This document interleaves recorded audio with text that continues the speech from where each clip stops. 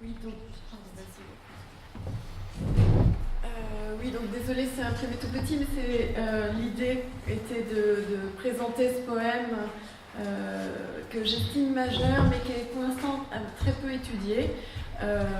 Et je voulais simplement vous présenter quelques pistes de réflexion. C'est vraiment un work in progress. Et je suis complètement dans la limite de ma compétence, puisque j'étudie un auteur beaucoup plus cultivé que moi.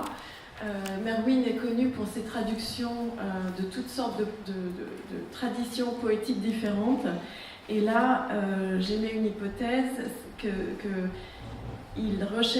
cherche à faire, quand il écrit l'épopée d'Hawaï, il cherche à émuler ou faire un équivalent, au sens très large, hein, pas un intertexte, de le poème du Cid qu'il a traduit en 1900, attendez que je vous dise pas de bêtises, en 59. Voilà. Donc il a traduit en 59 le poème du Cid, et donc je voudrais vous soumettre cette hypothèse, voilà, de ses intentions en tout cas. Donc il est né en 1927, pour vous donner à peu près sa génération, et en 98 il a publié ce long poème, juste pour vous donner une idée de la densité, je sais pas. Voilà, vous voyez, c'est assez. Voilà, donc c'est un gros. Voilà, c'est assez dense. Et je trouve très très intéressant. Alors, donc en 98, il publie ce long poème narratif de 331 pages, The Folding Cliffs, a Narrative of 19th Century Hawaii. Il retrace l'histoire, enfin une histoire très vaste, mais il part d'un événement précis qui est devenu légendaire. Il retrace l'histoire du traitement des lépreux indigènes par les colons anglais à Hawaï au XIXe siècle. À travers ce long poème, il professe d'écrire l'épopée des îles d'Hawaï, dont la tradition orale n'a pas laissé de traces écrites directes. En 59, donc, il avait traduit le poème du Cid, en respectant, et c'est ça qui est intéressant, quand il l'avait traduit, il y a eu d'autres traductions ensuite, il avait traduit en respectant dans les vers les assonances et la césure très marquées du poème castillan du XIIe siècle, contrairement au traducteur suivant, qui est très connu, Paul Blackburn, qui en 66 a lui privilégié, donc il l'a traduit en 1966, et il a privilégié l'aspect narratif plus prosaïque que le prosodique de la récitation du jongleur. Donc j'aimerais émettre cette hypothèse que Merwin utilise la tradition poétique médiévale qu'il connaît très bien, considérée à travers un texte jugé fondateur à juste titre, pour écrire l'histoire récente, quoique il parte des temps mythiques de Hawaï, donc c'est récent entre guillemets, et en particulier au moment de la colonisation des îles du Pacifique, et l'histoire plus ancienne des traditions indigènes telles qu'elles apparaissent encore au moment d'un bouleversement radical. Et je voudrais donner quelques éléments de toute la problématique de transposition culturelle que ça peut poser. Donc, dans le passage qu'un écrivain américain et traducteur de langue latine ancienne propose entre une tradition narrative non européenne et une forme codifiée, bien qu'essentiellement orale, de poésie épique médiévale. Et je précise bien qu'il ne s'agit pas vraiment d'un intertexte, hein, c'est vraiment une relation plus distante d'imitation ou d'objectif commun, une espèce de convergence de but pour Merwin. Et je voudrais juste démarrer en donnant quelques pistes que j'ai tirées de la préface. Il a écrit en anglais une préface à sa traduction pour expliquer ses choix. Et c'est le début des citations que je ne vais pas toutes les regarder, mais au début, c'est tiré de la préface. Donc, ce sont quelques éléments, et ensuite j'aimerais creuser le texte de son épopée hawaïenne, notamment la structure et la facture poétique, quelques éléments pour montrer l'idéologie sous-jacente et ce qu'il en fait. Alors, donc je lis en anglais son intro, des extraits. The poem of the Cid was not the only heroic poem of the period in the vernacular, in spare, rapid verse to be recited in marketplaces, but it is the finest of the few that have survived. Donc l'idée, ça serait de raconter un épisode légendaire de résistance hawaïenne à l'autorité des colonisateurs, en langue contemporaine claire, qui retranscrit les mythes autochtones de manière compréhensible pour les lecteurs contemporains, mais plus proche du point de vue hawaïen qu'américain. C'est-à-dire c'est une sorte de vernaculaire localisé, je vais y revenir, pour un lectorat anglophone, puisque c'est quand même en anglais, mais prêt à adopter un point de vue résolument hawaïen, et pas couleur locale, résolument avec un déplacement culturel. Alors, des petites phrases en apparence anodines. Already, il parle du Cid, hein, already in his lifetime he had been a legend. Et ça, c'est clairement un point de vue. Enfin, toute son épopée montre à quel point, ici, on a affaire à une héroïne, essentiellement. Enfin, c'est un couple, mais c'est l'héroïne, l'épouse du lépreux, qui est déjà de son vivant une légende vivante. Voilà. Et donc, le barde, ce serait Merwin en train de traduire l'épopée de ce que, pour toutes sortes de raisons, elle n'a pas pu écrire. La légende de Ko'olau et de Piilani, donc Ko'olau c'est le mari, Piilani c'est l'épouse, a été déformée par des écrivains américains. Il s'inscrit, on parlait de contre-champ ou de réponse, il s'inscrit par rapport à toute une tradition. Jack London a écrit une nouvelle littéralement ahurissante, magnifique, mais alors complètement ahurissante. Il efface complètement l'épouse de l'histoire, qui a eu un rôle majeur, alors que Merwin la replace au centre. C'est elle l'héroïne, et ce long poème décrit son épopée. Bon, donc ça, je ne reviendrai pas sur London, mais c'est très intéressant. Il y a toute une histoire de déformation de la légende qui est assez récente. His parents were of the nobility, et toute l'épopée traduit l'idée que le couple de héros se démarque par une noblesse intrinsèque que tous reconnaissent de leur vivant. Ils se distinguent comme des figures de chefs sans être descendants des chefs. Donc là, je fais un petit saupoudrage et puis après, je vais rentrer dans le cœur du texte juste pour vous contextualiser un peu l'idée. Toujours dans l'introduction du Cid, un détail qui a l'air presque... Enfin, qui est très connu, mais je passe à la citation sur la rencontre entre Youssouf et Alfonso. Enfin, vous voyez les citations suivantes. The encounter between Youssouf and Alfonso took place at, je prononce excusez-moi à l'anglaise, Sagrajas in October 1085. It was in this battle that drums were heard in Europe for the first time. Merwin est extrêmement sensible à ce qui aujourd'hui est souvent un détail oublié. Oui, les tambours, c'était pas une traduction endogène pour nous. Merwin est sensible aux échanges entre les cultures. Les tambours du sud de la Méditerranée arrivent sur le rivage du nord. Les natifs de Hawaï, dans son épopée, s'imprègnent de la force de la culture des envahisseurs et l'aménagent constamment à leur manière. Ils prient dans les deux religions. Ils apprécient, enfin il y a toutes sortes de détails qui montrent un travail qui n'est pas une résistance, au début qui est une résistance d'ordre culturel non armé, mais qui est tout de même une forme de composition et de résistance ou de faire avec. Donc, pour résumer de manière à l'emporte-pièce, il n'y a pas seulement... Ils prient dans les deux religions, de manière secrète. Ils apprécient, par exemple, ils sont complètement ils ont fait la tradition des cavaliers. Les chevaux ont importé les colons ont importé des chevaux et les Hawaïens ont développé une expertise à la manière. Donc il y a tout un intertexte culturel de l'Ouest américain. Ils sont devenus de très bons cow-boys. Enfin, il y a tout un intertexte aussi sur Geronimo. Je n'ai pas le temps de développer, mais c'est pas un intertexte qui va voler la tradition hawaïenne pour la tirer vers un cliché américain du Grand Ouest. C'est autre chose. C'est l'inverse. C'est-à-dire que c'est le Geronimo qui est acclimaté et lu par les soldats qui viennent combattre les Hawaïens. Donc les soldats qui déjà eux-mêmes ne sont pas très engagés contre les Hawaïens, parce qu'ils lisent Geronimo de manière interdite.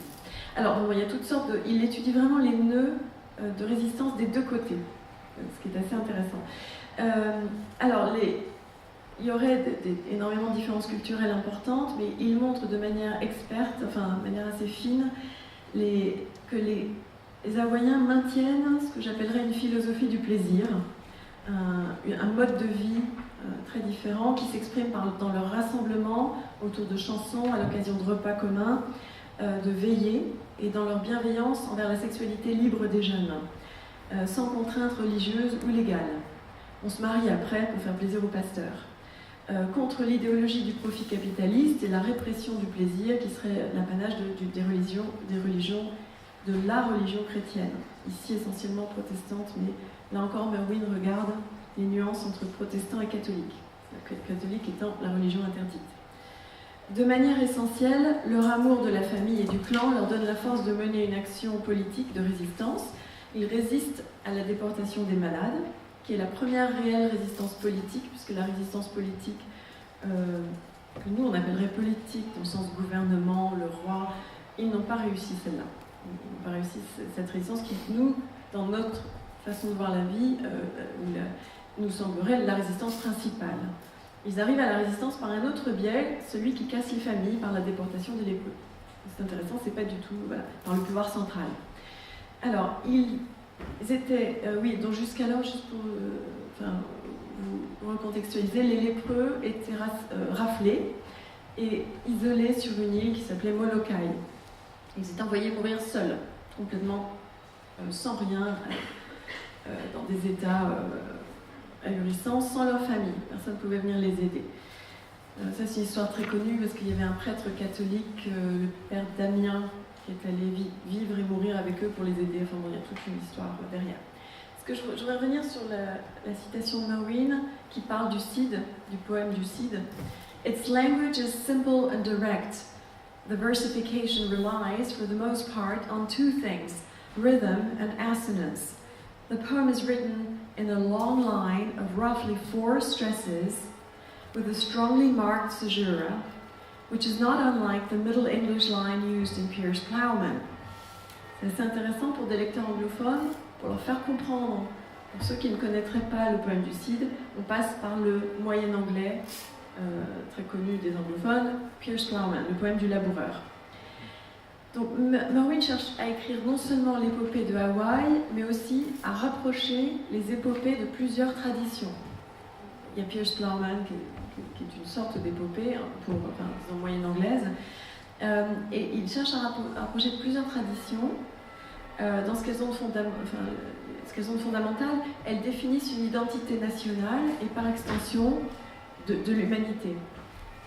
Il mentionne plusieurs épopées dans le corps du texte: Arthur, Merlin, Brendan, Charlemagne, les Vikings, qui pour la première fois ont mis pied en Vinland, ainsi que plusieurs récits légendaires et fondateurs, plus récents comme ceux de John Brown, et de sa résistance au pouvoir esclavagiste en place, ou Geronimo, qui était au moment des faits la grande actualité pour les colonies.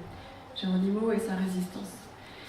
Le seul emprunt direct qu'on pourrait éventuellement considérer comme un intertexte plus précis, c'est la similarité géophysique des montagnes dans le poème du Cid, qui sont des franchissements non seulement physiques très importants, mais métaphysiques. C'est-à-dire dans le corps du texte médiéval, les pérégrinations du Cid, quand il franchit une zone à l'époque frontalière finalement, ou d'influence, c'est l'occasion de passer la montagne, et passer la montagne, ça marque physiquement les frontières d'allégeance ou d'exil dans des paroles fortes du poème, puisque c'est en discours direct. Le Cid s'exprime en discours direct dans le poème espagnol. Je ne vous le lis pas parce que ça frise le ridicule. Là, j'ai la citation en anglais, donc je ne vais pas vous infliger une chose pareille. Mais dans le long poème de Merwin, les montagnes escarpées, très escarpées de Hawaï, en particulier Kauai, qui est l'île, je ne sais pas si vous voyez, c'est comme ça, sont longuement décrites pour signifier les obstacles métaphysiques que traversent les héros. Piilani étant l'épouse saine qui n'a pas la lèpre, passant son temps à monter, remonter, réitérer le parcours de l'exil. Elle remonte la montagne plusieurs fois à la fin pour vérifier que le tombeau de son mari n'a pas été désacralisé. Donc c'est un retour éternel pour vérifier que les sépultures de son mari et de leur enfant, leur fils, n'ont pas été profanées, qu'elles sont restées sacrées, c'est-à-dire tapou. Voilà. Donc au-delà des convergences, plus ou moins lointaines, avec le poème du Cid, il y a dans la structure et dans la facture poétique du poème long de Merwin une tentative de définition nationale de l'archipel. C'est un immense effort anticolonialiste. Alors, je voudrais juste dire quelques mots sur la structure du long poème, parce que je pense qu'elle est assez intéressante. Il y a 7 parties, très structurées, 7 parties de 40. Ce sont des chiffres. Merwin, j'ai oublié de vous dire, était fils de pasteur, est fils de pasteur. Et donc tout ça, c'est extrêmement structuré par rapport à notre culture. 40, 7, ce sont des chiffres bibliques assez lourdement. Mais ce qui est intéressant, c'est la façon dont il utilise la Bible sans en utiliser la typologie, par exemple. Alors, la structure du long poème, c'est un texte de révélation, c'est-à-dire qu'on commence par la fin. Donc au début, on ne comprend rien. Donc, le premier chapitre est assez énigmatique. Il est limpide quand vous le relisez après coup. C'est une boucle, c'est assez classique comme structure. Hein. Donc c'est une structure d'anamnèse. On commence par la fin, qui semble mystérieuse, en une anamnèse qui récapitule le parcours de manière allusive et énigmatique. La suite du poème explique les événements de manière chronologique, donc on s'y retrouve, mais c'est sans cesse pour revenir à l'anamnèse du début. Donc il y a une anamnèse dans l'anamnèse, c'est assez bien construit. Le début ne prend pas le lecteur par la main. Au contraire, on cherche à vous dépayser. Si vous êtes anglophone, c'est l'idée de vous dépayser, de vous faire perdre certaines assurances. On est perdu dans les noms des lieux et les noms des personnages historiques hawaïens et qui ont un sens en langue hawaïenne. Donc on vous remet dans l'espèce d'apprentissage. On découvre, on n'est jamais en position de maîtrise. On est toujours dans une position assez instable on va apprendre quelque chose. On découvre la légende par le mystère à la limite du merveilleux, qui est mêlé de prosaïque. Donc le poème est constitué de 7 sections de 7 chapitres de 40 sections chacune, sauf celle du milieu, c'est-à-dire l'impair, c'est donc la 4e, à 41 sections. Alors, climbing, la première. L'héroïne Piilani remonte dans la montagne pour vérifier que la tombe où elle a enterré Ko'olau et leur fils Kaleimanu n'a pas été découverte. Elle récapitule par le souvenir et dans le deuil le parcours qu'elle avait fait avec son mari et leur fils au début de leur prise de maquis, on dirait, de leur montée dans la montagne. Alors, The Mountain, c'est la deuxième. Elle récapitule l'histoire de la colonisation avec des pages absolument sublimes. Je résume atrocement, mais je résume. 3. Born. Born représente tous les personnages historiques qui gravitent autour de la famille des héros depuis leur enfance. La famille, les autorités qui déportent les lépreux, toutes les forces en présence. Et voilà. There évoque plusieurs là-bas. L'île de Molokai, où sont déportés les lépreux de force, qui est une zone interdite, où sont livrés eux-mêmes jusqu'à leur mort, dans des états épouvantables. Et au nord-est de l'île de Kauai, la vallée isolée de Kalalau, où se cachent les malades qui résistent à leur déportation. Donc c'est la fameuse montagne, où ils vont, qui est presque inaccessible, très compliquée. The Valley, c'est la fameuse vallée de Kalalau, où sont réfugiés les lépreux en fuite et poursuivis par les autorités. C'est assez intéressant, les autorités, là je résume beaucoup, mais il y a 2 types d'autorités, il y aura l'armée, la police, c'est pas la même chose. Voilà. Alors, The Cliffs, c'est la 6e section, ça décrit la chasse à l'homme des soldats avec des canonnades sur les escarpements où se cache la famille. Puis, quand on les croit morts, leur survie en secret jusqu'à la mort de l'enfant Kaleimanu, d'abord, et ensuite le père Ko'olau, que Piilani, donc la femme et la mère, enterrent dans les grottes des falaises. Ils sont restés cachés en tout pendant 4 ans, en mangeant des fruits et en toutes sortes de techniques. Voilà. The Shore, c'est la 7e et dernière, décrit la descente de Piilani et son retour dans sa famille sur la côte à Waimea, donc sur la côte complètement sud-ouest de l'île. Les autorités ont capitulé. Elle est une héroïne à qui on demande un récit. Mais la transcription de son aventure en anglais, enrichie faite par un pasteur métis, mais complètement passé du côté pasteur, on va dire. Donc il transcrit en anglais son aventure, mais il l'enrichit de fioritures chrétiennes au point de complètement déformer son expérience. Elle ne reconnaît plus son histoire dans le récit qui est publié, qu'on peut lire aujourd'hui. Ça a été traduit, je l'ai lu, c'est extrêmement intéressant. On voit bien que Merwin s'inscrit d'abord contre ce récit de son propre personnage. Enfin, il l'utilise énormément, mais voilà. Il essaye de restituer tout ce qui a été complètement occulté, déformé dans le récit. Donc l'épopée en vers du troubadour Merwin, ou du jongleur Merwin, implicitement propose une nouvelle version qui serait non seulement à la hauteur des épopées d'autres traditions, mais localisée, ancrée, faisant résonner la langue hawaïenne dans l'anglais devenu étranger à soi. Et ça, bon, j'ai peut-être pas le temps de développer, mais c'est vraiment sans arrêt, il délocalise l'anglais. C'est très intéressant parce que c'est en anglais, mais il fait plein de choses, y compris dans sa versification. Pour donner un exemple déjà du changement de point de vue, tout simplement, presque de point de vue narratif, il alterne beaucoup de points de vue, mais il n'y a jamais de binarité, d'ailleurs, c'est très intéressant. Alors, Merwin s'applique à rendre la cosmogonie native avec un minimum de traduction culturelle, pour restituer une vision du monde sans explication ni commentaire. C'est vraiment une immersion culturelle, c'est pas de la couleur locale, pour faire joli Hawaï, quoi. Alors, il y a une histoire de la création qui est proposée, une cosmogonie, l'histoire orale de la figure légendaire de Pélé, qui est la déesse du feu. Les fêtes célèbrent les dieux et l'histoire mythique des vivants, en faisant le lien entre le mythe et les vivants. L'histoire ancienne mythique est vécue et transcrite jusqu'à l'arrivée du navire du capitaine Cook à Kauai.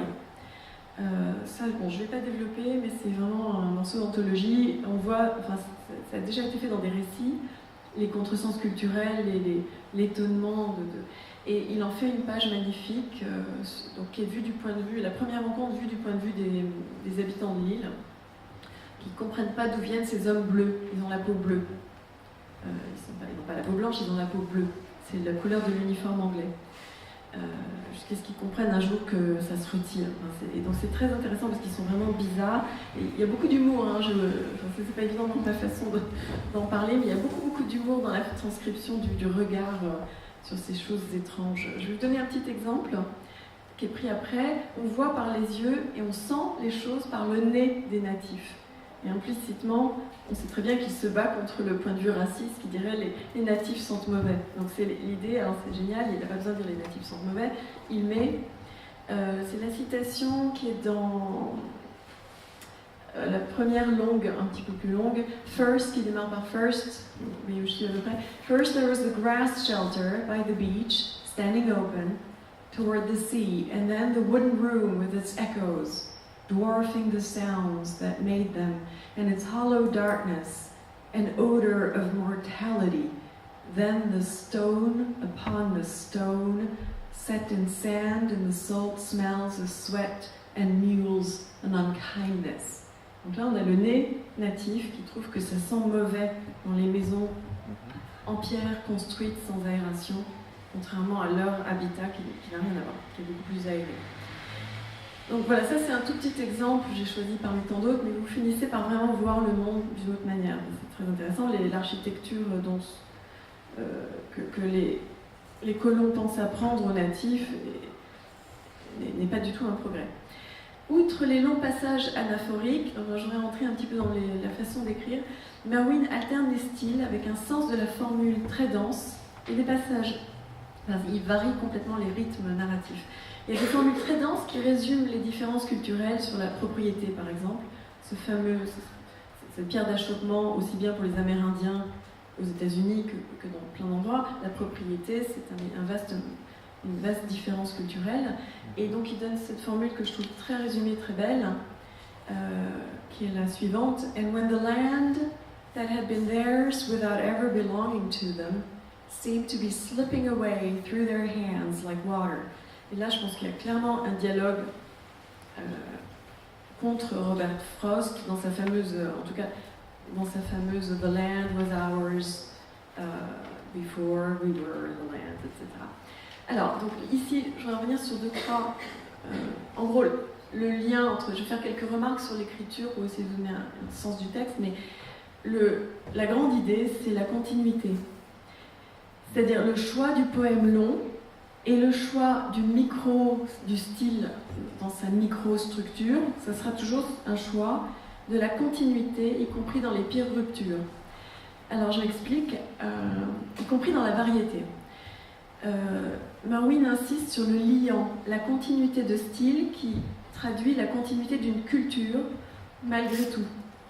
C'est-à-dire l'écriture de l'épopée en vers révélatrice de ce qu'il pense de la grande capacité culturelle de continuité dans les îles qui ont été le terrain d'envahissement successif, dont le plus récent que nous connaissons bien, et qui est assez radical, mais il y en a eu d'autres avant.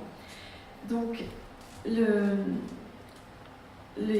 il utilise par exemple les techniques de liaison qu'on a dans la Bible, mais ce sont des techniques rhétoriques. Ce ne sont pas des techniques, pour lui, ce n'est pas de la typologie. D'ailleurs, il le cite. Il est absolument contre la vision typologique reprise souvent aux États-Unis, de libérer le peuple en esclavage, vous savez, le peuple hébreu libéré, etc., de l'esclavage en Égypte. Il est contre un calque de cet ordre, et en revanche, il utilise ces techniques de liaison de la Bible. Donc, par exemple, on a un poème de création anaphorique. On a aussi un poème de généalogie, à la manière biblique. Alors, je ne vais pas tout vous lire, mais je vais vous donner des exemples si vous voulez. Il y a la citation qui commence par « born », et avec l'anaphore sans arrêt du mot « born », « born », « born ». Pour montrer, c'est un passage que je trouve absolument magnifique. Bon, je vous l'ai mis en in extenso pour le plaisir, je ne vais pas tout lire évidemment. Mais ce qui est assez intéressant, c'est qu'on démarre des temps mythiques, born, voilà, et on avance tout doucement, on passe au Dieu au pluriel, on arrive au personnage. Donc le born avance exactement comme dans la technique biblique. On part de Adam, et puis on arrive, voilà. On descend, les prophètes, etc. On descend. Et donc, ça c'est une technique, mais c'est une technique d'ordre rhétorique pour signifier la continuité, pas l'amalgame à la Bible. Il y a d'autres exemples. Je voudrais dire, par exemple, même quand il y a un décrochage temporel, donc complètement un décrochage, je sais pas, entre un plus que parfait et un parfait, même en cas de gros décrochage temporel, le style, l'écriture vont accentuer la continuité d'ensemble de l'expérience. Ce qui est assez magnifique, ce sont des passages très beaux. Marwin est vraiment pour moi un maître du temps grammatical. Quand on a au cœur de l'action un passage au plus que parfait qui révèle en fait une vision rétrospective au moment, une révision des faits après coup, au moment où on pensait être en train de vivre les faits. Donc, il mélange les deux sans arrêt. C'est magnifique, ce sont des passages très intenses. Pilani, par exemple, monte pour la première fois, la première montée, parce que tu sais si elle en fait des montées. Elle monte pour la première fois avec sa famille, qui marche encore, ils sont encore à peu près en forme, même s'ils sont malades. Et pourtant, le temps place brièvement le récit dans son point de vue de survivante qui se souvient. On a un flash au milieu de la première montée.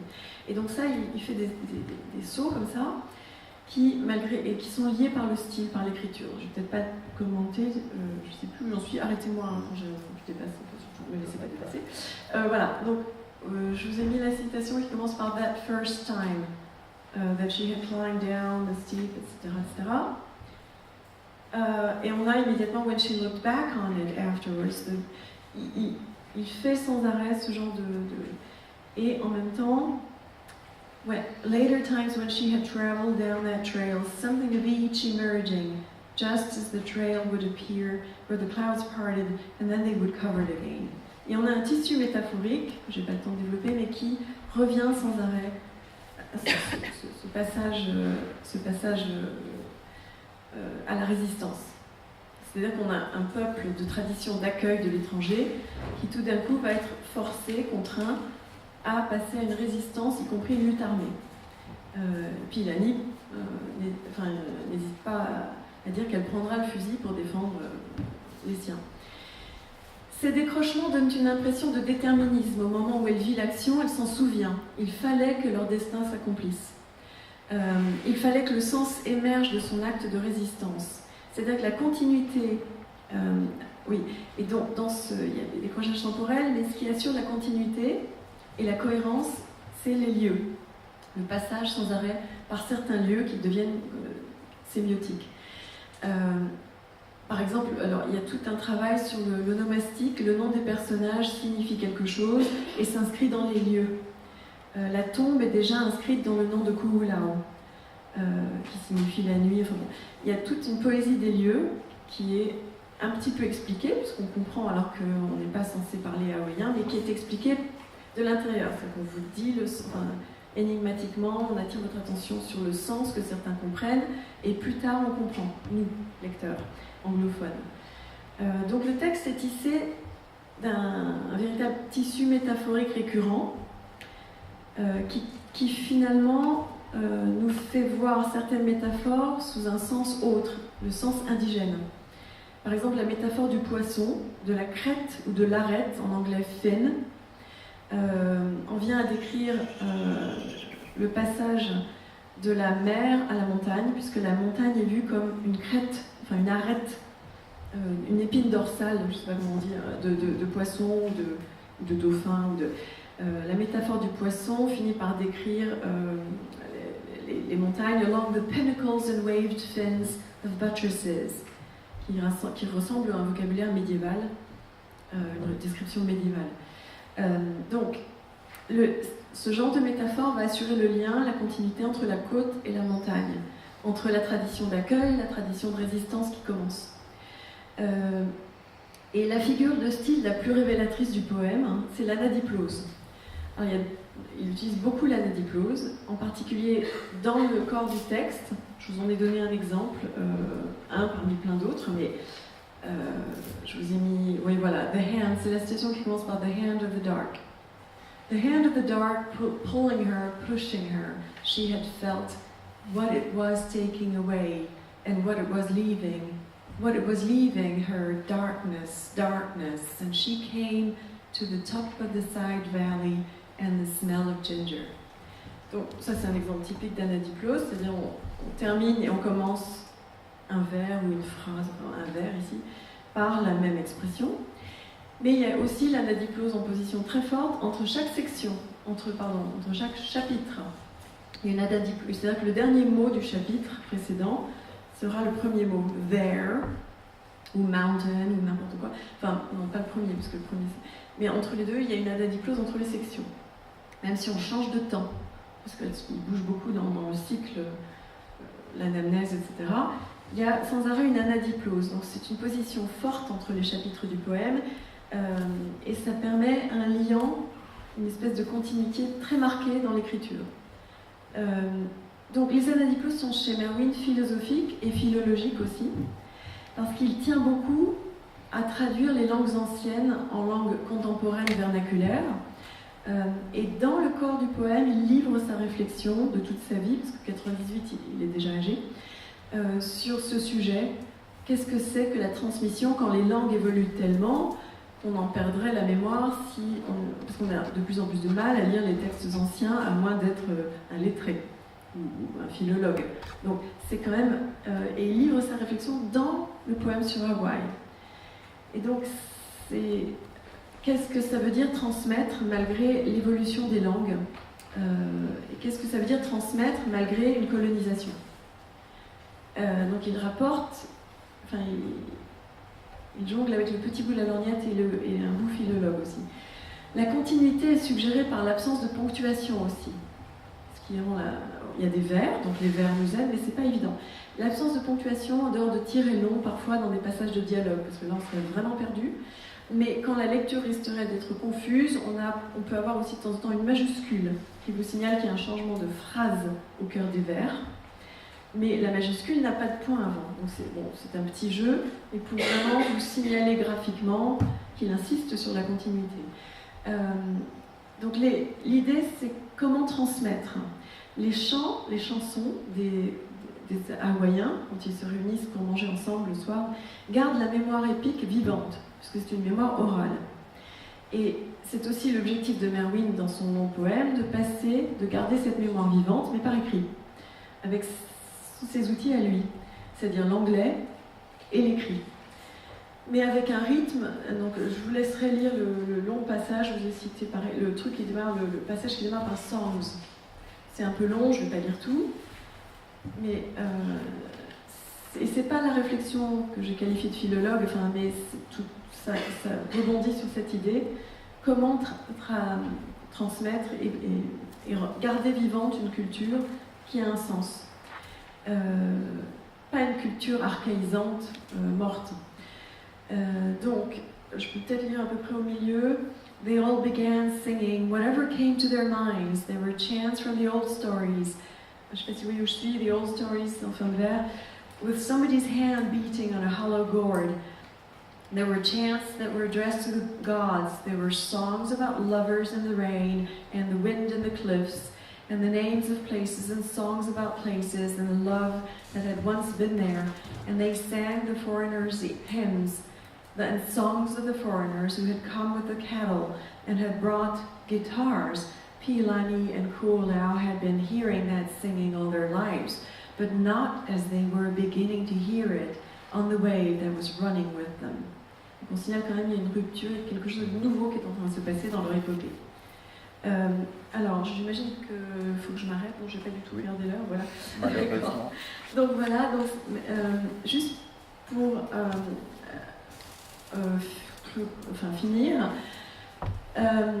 il insiste aussi sur les colonisations anciennes qui sont devenues mythiques, de peuples déplacés qui ont laissé des traces archéologiques, dont les fameuses les hiéroglyphes, les piétroglyphes à Hawaï qui sont très célèbres. Bon, donc il insiste sur tout ça. Et pour finir, l'idée finale, c'est que, et ça c'est important, il n'y a pas... donc, l'idée, leur enfant qui est mort était censé être le troubadour. Il adore raconter des histoires de son vivant quand il est encore en forme. Et donc, on montre bien que cette ligne-là s'arrête puisqu'il meurt. Mais la mère est dotée d'une parole par Merwin qui n'est, et ça c'est important, qui n'est pas une pensée ethnoïsante, comment dire, c'est pas un poème de relativisme culturel avec une pensée ethnoïsante. C'est-à-dire que la mère a une véritable pensée autonome. Elle a une auto-interprétation des événements. C'est-à-dire qu'elle n'est pas en attente du barde américain qui va écrire pour elle parce que bon, elle est un peu nulle et analphabète. C'est pas ça, du tout. Tout le poème sensibilise à son analyse, qui est une analyse énonciative du parler blanc, par exemple. Elle analyse le parler blanc, le parler des colons, comme une langue bifide.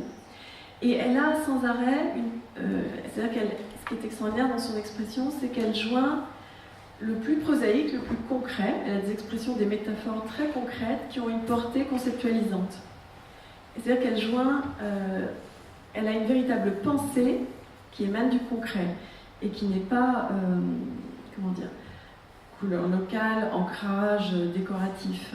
Elle a, par exemple, elle dit au sujet de la réflexion sur la langue bifide des colons qui disent un truc mais leur cœur en dit un autre, etc.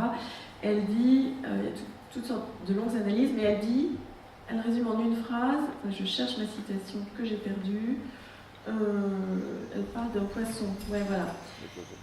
Quand il lui parle, le colon qui vient tuer son mari, elle dit oui, oui, oui à tout. Donc sa parole c'est oui, oui, yes, yes, yes.